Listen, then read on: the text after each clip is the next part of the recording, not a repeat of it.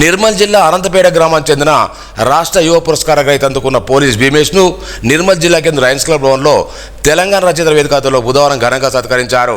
పలువురు కవులు మాట్లాడుతూ భీమేష్ రచించిన స్వేచ్ఛకు సంఖ్యలేని మొదటి పుస్తకానికి రాష్ట్ర సాహిత్య పురస్కారం లభించడం పట్ల జిల్లా కవులు ఎంతో గర్వంగా ఉందన్నారు.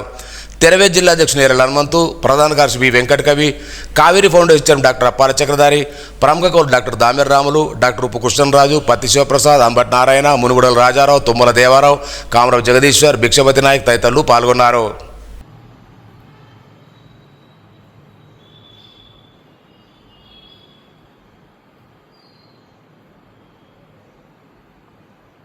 అసలు నేను ఈ పుస్తకం ఎన్నుకోవడానికి కారణం ఏంటంటే ఇది ఒక్కటే మూసల పోసినట్టు లేదు.